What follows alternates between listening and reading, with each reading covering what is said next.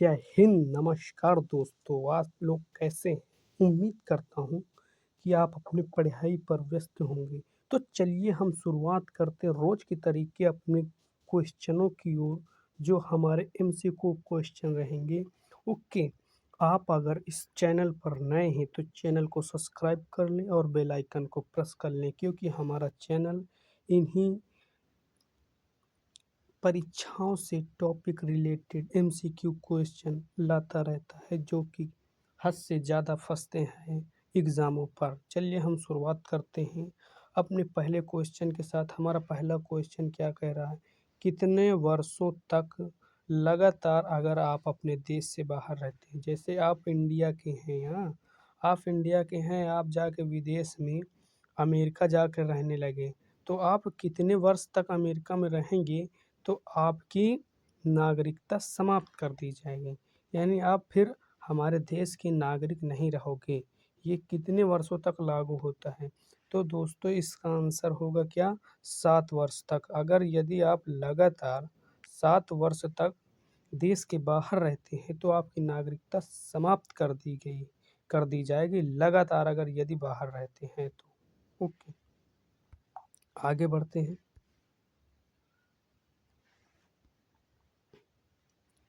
नागरिकता के लोप होने का एक नियम, मतलब इनमें से कौन सा एक ऐसा नियम है जिस पे हमारी नागरिकता समाप्त कर दी जाएगी, जिसमें हमारी नागरिकता को खत्म कर दिया जाएगा?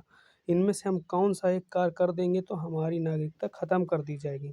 क्या परिवार से बिछड़ जाने पर, या देशद्रोह का अपराध सिद्ध होने पर, क्या भ्रमण के लिए विदेश जाने पर, या शिक्षा के लिए विदेश जाने पर? आपको ये बताना है। तो देखिए, आपको इसका आंसर बिल्कुल बता देना चाहिए, क्योंकि आपको यह पता होना चाहिए। तो क्या होगा? देखिए, शिक्षा के लिए अगर आप जाते हैं तो आपकी नागरिकता नहीं समाप्त होगी, वो देश की नागरिकता नहीं छीनी जाएगी, लोप मतलब खत्म कर दी जाएगी, ठीक है। यदि भ्रमण के लिए जाते तो भी आपकी नागरिकता नहीं समाप्त की जाएगी। यदि आप देशद्रोह का अपराध सिद्ध हो जाता है आपके ऊपर, तो आपके पूरी देश से देश के नागरिक होने का अधिकार छीन लिया जाता है, और एक विदेशी नागरिक के तरीके आपको ट्रीट किया जाता है, ठीक है। जो उसकी सज़ा होगी, सज़ा दी जाएगी। ओके, देशद्रोह का अपराध सिद्ध होने पर आपकी नागरिकता खत्म कर दी जाती है। ओके, आगे बढ़ते हैं। अगला क्वेश्चन हमारा कह रहा है कि पाकिस्तान से आकर भारत में नागरिकता प्राप्त करने संबंधी प्रावधान किस अनुच्छेद में दिए गए हैं? देखिए, जो हमारे देश का बंटवारा हुआ था, हमारा देश जब अंग्रेज़ों से आज़ाद हुआ था, हाँ, तो उसके बाद हमारा देश, मान लीजिए, एक पाकिस्तान, एक हिंदुस्तान यानी इंडिया, 2 देशों के रूप में बँटा था, ठीक? तो कुछ लोग थे जो काफ़ी कन्फ्यूज़न में थे कि हम भारत देश में रहें या पाकिस्तान चले जाएँ, क्योंकि पाकिस्तान चाहता था मैं अपना अलग देश बनाऊँगा। ओके, तो कुछ लोग क्या किए कि भाई पहले तो गए पाकिस्तान, पाकिस्तान जाके देखा, अरे यार यहाँ तो बिल्कुल नहीं सही है, यहाँ कितना अत्याचार हो रहा है, घोड़ा गधा बेचकर का वो करना पड़ रहा है, जीवन यापन करना पड़ रहा है। मतलब कि जो गए उनको वहाँ बहुत ही बेकार लगा, तो सोचे अभी बहुत टाइम है, चलिए अपने देश लौट चलते, भारत देश। तो जो पाकिस्तान से लौट कर आए थे फिर से, तो उनके प्रावधान किस अनुच्छेद में, मतलब किस अनुच्छेद में उनका, किस अनुच्छेद के तहत उनको फिर से नागरिकता दी गई? तो उस अनुच्छेद है अनुच्छेद 6 के तहत, जो पाकिस्तान से वापस आकर, एक बार जाकर वापस आकर भारत देश में बसे, उनको अनुच्छेद 6 के अकॉर्डिंग उनको नागरिकता दी गई। ओके, आगे बढ़ते हैं। भारतीय संविधान में नागरिकता के प्रावधान कब लागू हुए? देखिए, जो हमारा संविधान था, उसमें जो नागरिकता के प्रावधान हैं वो कब लागू हुए, ये हमें बताना है। तो आपको तो पता ही होगा इसका आंसर फाइनली, ठीक है। क्या उसका आंसर आप बता सकते, कमेंट बॉक्स पर बता सकते तो जल्दी से कमेंट बॉक्स पर फटाफट बताइए इसका आंसर, फिर मैं बताता हूँ। तो यार 1950 या 1951 या 1952, इन तीनों में से कोई भी इसका आंसर नहीं है, तीन के तीनों इसके आंसर गलत होंगे। ओके, तो इसका आंसर होगा कौन सा राइट? इसका आंसर राइट होगा अन अ, वो 1949 में नागरिकता के प्रावधान हमारे संविधान पर लागू हो गए थे। आगे बढ़ते हैं। निम्नलिखित में से किसके पास भारत के नागरिकता के अधिकार को विनियमित करने की शक्ति, मतलब नियमित कर सकता है, बढ़ा सकता है, घटा सकता है, उसमें कुछ सुधार कर सकता है, ठीक है। परंतु एक हमारा 5 रीट जारी है या हमारे मौलिक अधिकार हैं, कुछ ऐसे अधिकार हैं जिनको हमारे एक ऐसी सरकार है जो उसको मान लीजिए कम कर सकती है, घटा सकती है, या कुछ दिनों के लिए बढ़ा सकती, घटा सकती, ऐसा कुछ कर सकती है, यानी उन पर कुछ बदलाव कर सकती। तो यह शक्ति किसके पास है? कौन सी सरकार है जो हमारे मौलिक अधिकारों के, मान लीजिए नागरिकता के अधिकारों को विनियमित करने की शक्ति रखता है? आपको ये बताना, क्या वह केंद्रीय मंत्रिमंडल होगा, क्या वह केंद्रीय मंत्रिमंडल होगा, या सांसद होगा, या सुप्रीम कोर्ट होगा, या उच्च न्यायालय होगा? तो इनमें से मैं आपको बता दूं, यहाँ पर सांसद जो है, हमारा जो सांसद है वह यह शक्ति रखता है कि हमारे अधिकारों को, हमारे नागरिकता के अधिकारों को विनियमित कर सकता है, घटा सकता है, बढ़ा सकता है। ओके, आगे बढ़ते हैं। भारत की नागरिकता पाने और खोने की विस्तार से चर्चा कहाँ की गई है? ठीक है, हमें ये बताना है।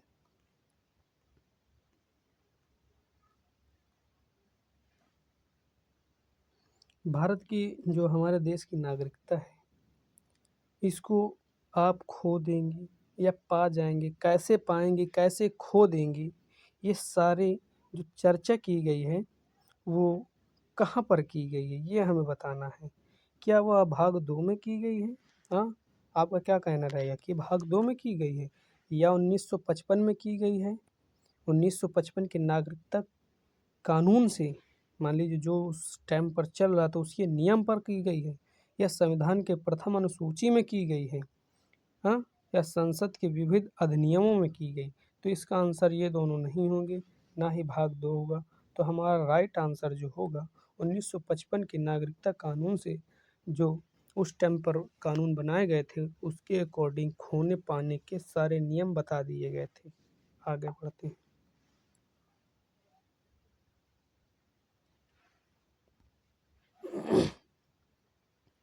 भारत की नागरिकता निम्नलिखित में से किन तरीकों से पाई जा सकती है? देखिए, कुछ तरीके हैं कि आप भारत की नागरिकता उन तरीकों से पा सकते हैं, या कुछ ऐसे कारण हैं जिन कारण से आप अपनी नागरिकता खो सकते हैं। एक आपको बता चुका हूँ, यदि आपके ऊपर देशद्रोह का आरोप सिद्ध हो जाता है, यानी कि पूरा सबूत मिल जाता है, ये नहीं कि कोई उँगली कर दे कि ये देशद्रोही आतंकवादी है, आपकी नागरिकता छीन ली जाएगी। नहीं, जब तक सरकार हमारी आपकी पूरी जाँच कराएगी, पूरी जाँच पड़ताल होगी, जब आप उस दोष पर सिद्ध हो जाते हैं, तब आपकी नागरिकता खत्म कर दी जाती है। और एक मैं बता चुका हूँ कि यदि आप लगातार 7 वर्ष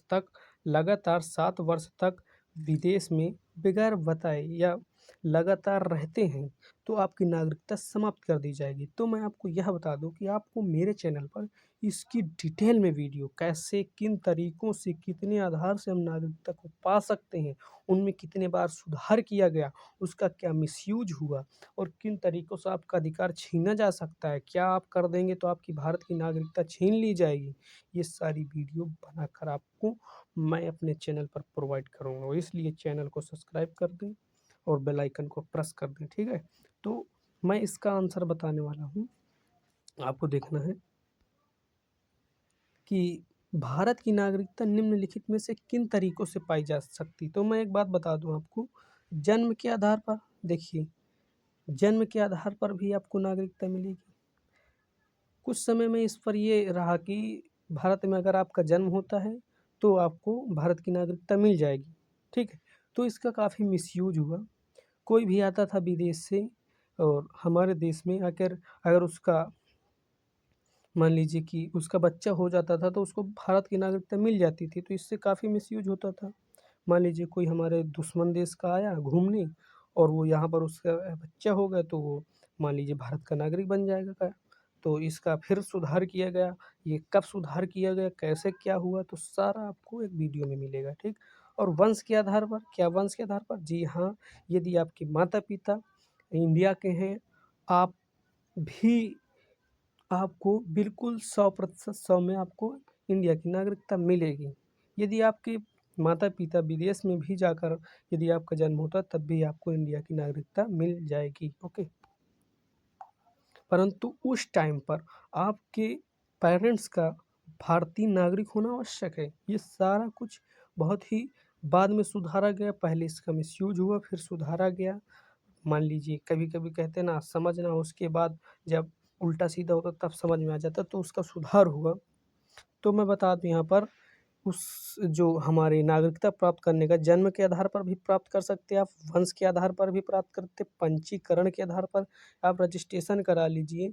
इतना जितना नियम है हमारे देश के नागरिकता प्राप्त करने के उतने नियम फॉलो करिए, उसके बाद आपको हमारे देश की नागरिकता मिल जाएगी। अर्जित क्षेत्र के आधार पर जैसे हम किसी राज्य को अपनाते हैं या किसी नए राज्य को अपनाते हैं, बाहरी किसी भी क्षेत्र को हम अपने देश के क्षेत्र में अपनाते हैं तो उस क्षेत्र के अंदर जितने व्यक्ति होते हैं उन सारों को हम अपनी भारत की नागरिकता देते हैं, ठीक है। तो अर्जित क्षेत्र के आधार पर भी हम नागरिकता देते हैं, ठीक है। आगे बढ़ते हैं। भारतीय संविधान के अनुसार नागरिकता के अधिकारों का बना रहना, जो हमारा इंडियन संविधान है, इंडिया का मान लीजिए कॉन्स्टिट्यूशन है, वो कहता है कि कौन सा ऐसा अधिकार, मान लीजिए कौन सा ऐसा अनुच्छेद है जिसमें यह कहा गया है कि आपका अधिकार बना रहेगा। अगर यदि आप कुछ नियमों का उल्लंघन करते हैं तब आपका सॉरी अधिकार को खत्म कर दिया जाएगा। तो वह कौन सा अनुच्छेद जिसमें यह बात कही गई कि आपका अधिकार बना रहेगा, तो वह अनुच्छेद कौन सा यह बताना। क्या वह अनुच्छेद 9 होगा? ना जी। अनुच्छेद 10 होगा या अनुच्छेद 11 होगा या अनुच्छेद 8 होगा? तो इसका आंसर अनुच्छेद 10 होगा। अनुच्छेद 10 के अकॉर्डिंग कहा गया है कि आप भारत के नागरिक हैं, नागरिकता प्राप्त कर लिए हैं, तो अनुच्छेद 10 के तहत आपकी नागरिकता बनी रहेगी, आपकी नागरिकता कोई छीन नहीं सकता। ये अनुच्छेद 10 में कहा गया है, ठीक है। आगे बढ़ते हैं। भारत की नागरिकता कितने तरीकों से प्राप्त की जा सकती है? देखिए, मैं अभी आपको 4 तरीके बता चुका हूँ। क्या 4 तरीके मैं आपको अभी पिछली सवाल पर बता चुका हूँ। क्या-क्या है? एक वंश के आधार पर है, क्या? एक वंश के आधार पर था, एक जन्म के आधार पर था और एक पंजीकरण के आधार पर था। क्या पंजीकरण के आधार पर था? और 1, 2, 3 और चौथा किसके आधार पर था? अर्जित भूमि क्षेत्र के आधार पर था। किसके आधार पर था? अर्जित भूमि क्षेत्र के आधार पर था।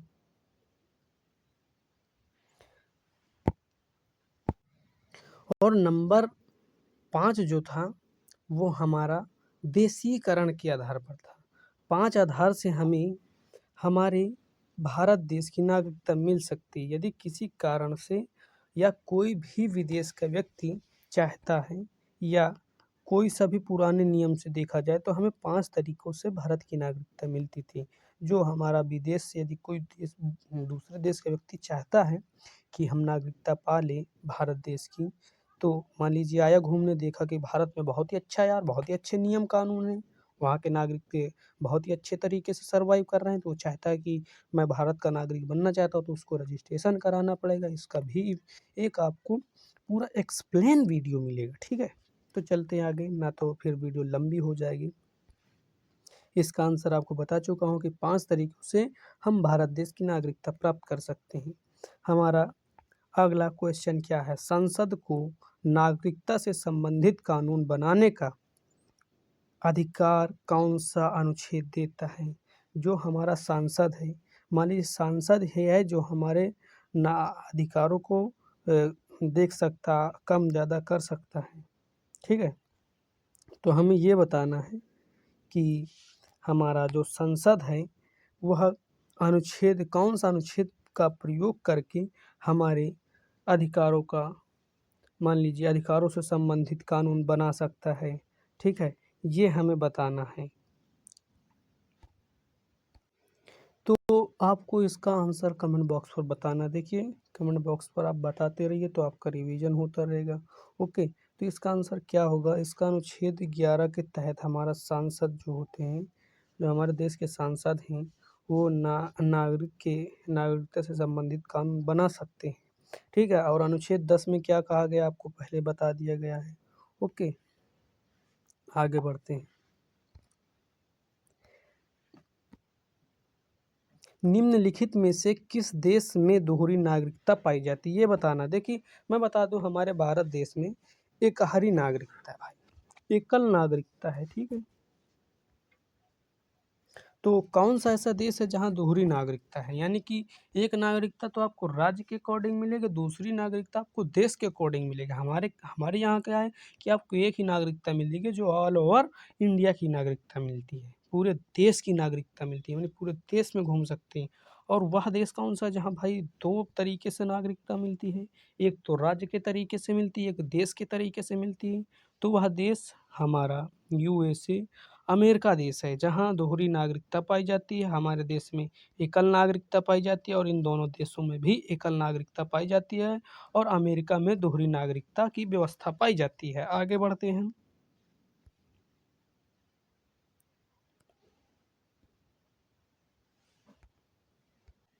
हमारा अगला क्वेश्चन क्या कह रहा है, जो 12वें नंबर पर है, खुला बाजार परिसंचालन क्या है? खुला बाजार परिसंचालन क्या है, ये हमें बताना है। क्या उसका आंसर CEBI इसका क्या होगा, मैं बता दूं। इसका जो सेबी लिख गई, इसका क्या है? SEBI क्या होगा? इसका फुल फॉर्म बता दूं आपको, securities exchange board of India, इसका फुल फॉर्म होगा CBI। क्या सेबी के पंजीकृत दलालों की गतिविधियां, या भारतीय रिजर्व बैंक द्वारा प्रतिभूतियों की बिक्री? हाँ, क्या इसका आंसर ये होगा? या उत्कृष्ट प्रतिभूतियों का सरकार द्वारा बिक्री, या विदेश संस्थागत निवेदक द्वारा शेयरों की बिक्री, ये होगा। तो इसका आंसर क्या होगा, हमें ये बताना है। तो इसका आंसर दूसरा होगा, क्या होगा? भारतीय रिजर्व बैंक द्वारा प्रतिभूतियों की बिक्री, भारतीय रिजर्व बैंक द्वारा प्रतिभूतियों की बिक्री। देखिए इसको अंग्रेजी में क्या कहते हैं? Reserve bank of India, RBI। Okay, आगे बढ़ते हैं। निम्नलिखित में से किस ग्रामीण बैंक का नाम एक नदी के नाम पर, ये सवाल बहुत ही ज़्यादा पूछा जाने वाला है। वेरी वेरी इम्पोर्टेंट, क्या वेरी इम्पोर्टेंट क्वेश्चन है ये। ओके, तो कौन सी ऐसा बैंक है जो ग्रामीण बैंक है और उसका नाम एक नदी के नाम पर, आपको इन ऑप्शनों पर देखना और बताना है। तो उसका आंसर क्या होगा, ये बताना है। क्या उसका नाम प्रथमा बैंक होगा, वर्धा ग्रामीण बैंक होगा, या थार संचालित ग्रामीण बैंक होगा, या अरावली क्षेत्रीय बैंक होगा? तो इसका आंसर क्या होगा? वर्धा ग्रामीण बैंक। वर्धा एक नदी है और नदी के नाम पर हमारा वर्धा ग्रामीण बैंक है। ओके, आगे बढ़ते हैं। भारतीय रिजर्व बैंक द्वारा जारी महात्मा गांधी के क्रम वाले कागजी मुद्रों में से किस कागजी मुद्रा पर स्थिति का आकलन किया गया है? यहाँ पर स्थिति नहीं है, परिस्थिति है, इकोनॉमी है। यहाँ पर परिस्थिति टाइपिंग मिस्टेक है, तो मैं आपको बताता हूँ। परिस्थिति का आकलन किया गया, इकोनॉमी का आकलन किया है। वो कौन सी नोट है, मैं आपको भाषा पर बता दूँ। ऐसी कौन सी नोट है? देखिए महात्मा गांधी की तस्वीर हर एक नोट पर है। ठीक है, तो वह कौन सी नोट है जिस पर हमने इकोनॉमी को दर्शाया, इकोनॉमी का आकलन किया है? वह कौन सी नोट है? क्या वह 500 की नोट है, क्या वह 50 की नोट है, या 5 की नोट है, या 100 की नोट है? तो इसका आंसर होगा 100 की नोट पर हम परिस्थिति का आकलन करते। किस पर? 100 की नोट पर परिस्थिति का आकलन करते। ओके, इसका आंसर हमारा क्या होगा? 100 के नोट पर हम परिस्थिति का आकलन करते हैं, इकोनॉमी। ओके, आगे बढ़ते हैं। आरबीआई द्वारा मुद्रा जारी करने और निगरानी करने की व्यवस्था निम्न में से किसके अंतर्गत सुनिश्चित की गई है? जो हमारी आरबीआई बैंक है, reserve bank of India, okay, तो उसकी जो मुद्रा जारी करने और निगरानी करने की व्यवस्था किसके अंतर्गत सुनिश्चित की गई है? ठीक है, ये हमें बताना है। तो इसका आंसर फटाफट आप कमेंट बॉक्स पर बताइए। इसका आंसर क्या होगा, आप कमेंट बॉक्स पर बता दीजिए। मैं बताता हूँ इसका आंसर, अगर आपको नहीं पता तो क्या होगा? अनुपातित आरक्षित अनुपात। क्या इसका आंसर ये होगा? ना जी ना, बिल्कुल गलत। क्या निश्चित आरक्षित अनुपात? ये भी इसका गलत आंसर होगा। न्यूनतम आरक्षित मान पद्धति, यहाँ पर मान लिखा है, यहाँ पर मान पद्धति होगा। ठीक है, यहाँ पर ना होगा। अगर आप नोट कर रहे हो तो मान लिखिएगा। ठीक है, और चौथी क्या है? स्थिर आरक्षित अनुपात। ये इसका गलत आंसर होगा। तो राइट आंसर कौन सा होगा इसका? राइट आंसर होगा ऑप्शन नंबर तीसरा, न्यूनतम आरक्षित मान पद्धति। ठीक है, आगे बढ़ते हैं। निम्नलिखित में से कौन सा भारतीय रिजर्व बैंक की मौद्रिक नीति के अंतर्गत नहीं आता है? ये हमें बताना है। इनमें से कौन सी ऐसी नीति है जो हमारे भारतीय रिजर्व बैंक की नीति की मौद्रिक नीति के अंतर्गत नहीं आता है?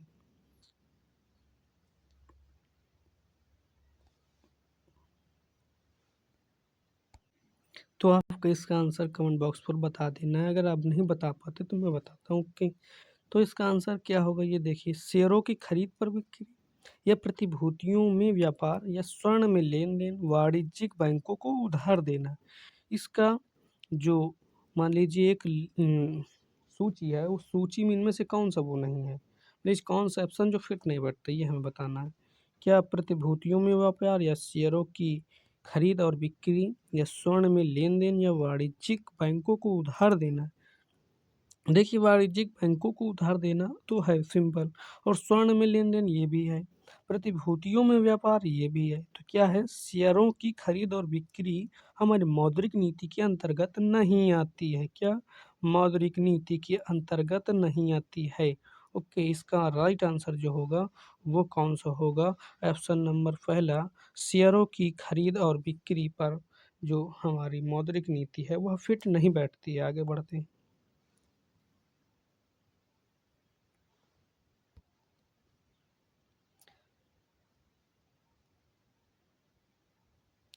इसका देखिए, जो हमारा 18वें नंबर का सवाल है।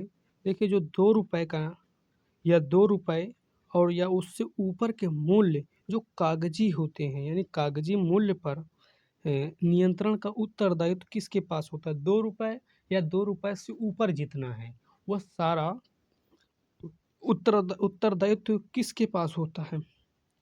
क्या वह भारत सरकार के पास होता है, या रिजर्व बैंक ऑफ इंडिया के पास होता है, या स्टेट बैंक ऑफ इंडिया के पास होता है, या उपरोक्त में सभी? इसका आंसर आपको जल्दी से कमेंट बॉक्स पर बताना है, क्योंकि इसका आंसर बहुत ही आसान है, आपको बता देना चाहिए दोस्त।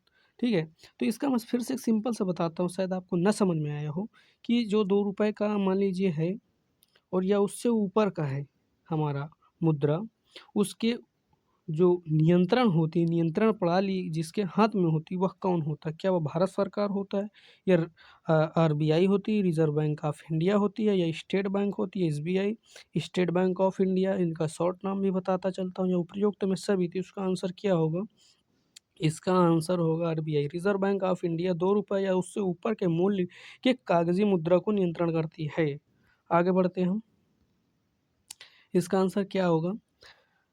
वर्तमान समय में भारतीय कागजी मुद्रों को कितने वर्गों में विभाजित किया गया है? माने कितने भागों में हमारे देश की जो मुद्रा है वो कितने भागों में है, ये हमें बताना है। क्या वह 9 वर्गों में है, या 8 वर्गों में, या 7 वर्गों में, या 6 वर्गों में?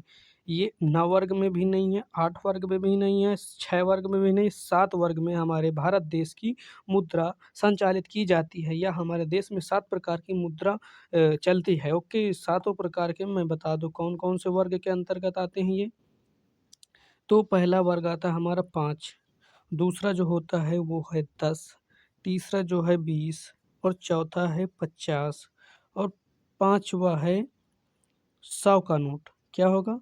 पाँचवा कौन सा होगा? 100 का नोट होगा। और छठा कौन सा होगा? छठे नंबर पर हमारी 200 की नोट आती है। कौन सी? 200 की नोट आती है। और सातवें नंबर पर हमारी 500 की नोट आती है। ओके, कितने की नोट आती है? 500 की नोट आती है। मैं सारी नोटों को बता चुका कौन कौन से क्रम की नोट है और कितने प्रकार की, 7 प्रकार की आती हैं। ठीक है, भारत में मौद्रिक नीति किसके द्वारा प्रतिपादित की गई है? जो हमारे भारत देश की मौद्रिक नीति है वो किसके द्वारा प्रतिपादित की गई है? या क्या मित्रम व वित्त मंत्रालय होगा इसका आंसर, या भारतीय रिजर्व बैंक होगा, आरबीआई, या SEBI, SEBI, securities and exchange board of India. इसका आंसर क्या ये होगा? तो इसका आंसर ये नहीं होगा बिल्कुल। और क्या कंपनी विधि बोर्ड होगा? ये भी नहीं होगा। सीएलबी कंपनी लॉ बोर्ड होगा इसका फुल फॉर्म। तो इसका आंसर क्या होगा? भारतीय रिजर्व बैंक जो है, हमारी जो भारतीय रिजर्व बैंक है, ये इसका आंसर है बिल्कुल। जो हमारी भारत देश की मौद्रिक नीति है आरबीआई द्वारा प्रतिपादित की जाती है। अब हमारा अगला क्वेश्चन क्या है? जिस बाजार में मुद्राओं का ऋण के रूप में लेन देन किया जाता है उस बाजार को क्या कहा जाता है? मान लीजिए कोई एक कई प्रकार की बाजार लगती हैं, तो उनमें से एक ऐसी बाजार हो जिनमें मुद्राओं का लेन देन किया जाए। ये जैसे कोई सब्जी बाजार होती है, गल्ला बाजार होता है, तमाम तरह का बाजार होता है। तो उनमें से एक मुद्राओं का ऋण का लेन देन किया जाता है, तो उस बाजार का नाम क्या होगा? तो यहाँ पर आपको बिल्कुल आसान 100 में 100% बता देने वाला क्वेश्चन। अगर आप इसको नहीं बता पाते तो मान लीजिए आपके अंदर कोई थॉट सोचने वाली बात नहीं है। ओके, तो इसका आंसर आपको बिल्कुल कमेंट बॉक्स पर बता देना है। मैं थोड़ा सा आपको टाइम देता हूँ, बिल्कुल उस टाइम का आप प्रयोग करिए। इसका आंसर क्या होगा कमेंट बॉक्स पर आपको जल्द से जल्द इसका आंसर बताना है। ठीक है, तो इसका आंसर मैं बताता हूँ क्या होगा। मुद्रा बाजार, देखिए कितना आसान है। मुद्रा बाजार, जिस बाजार में मुद्राओं का लेन देन किया जाए भाई, वो मुद्रा बाजार है। तो दोस्तों, आपको कैसी लगी क्लास? अगर आपको इनमें से कोई सा भी क्वेश्चन ऐसा लगा हो जो आपके दिमाग में ना रहा हो और आपके लिए बहुत ही इम्पोर्टेंट, वेरी वेरी इम्पोर्टेंट पड़ा हो, तो प्लीज़ यार चैनल को सब्सक्राइब कर देना, वीडियो को लाइक कर देना। और यदि आप किसी भी कंपटीशन की तैयारी करते हैं, ना भी करते हैं, परंतु आपको इंटरेस्ट है, तो मेरे चैनल को सब्सक्राइब कर लेना, बेल आइकन को प्रेस कर लेना और एक छोटा सा प्यारा सा कमेंट कर देना। ठीक है, चलते हैं, बाय बाय, फिर मिलेंगे अगले वीडियो पर। जय हिंद, धन्यवाद।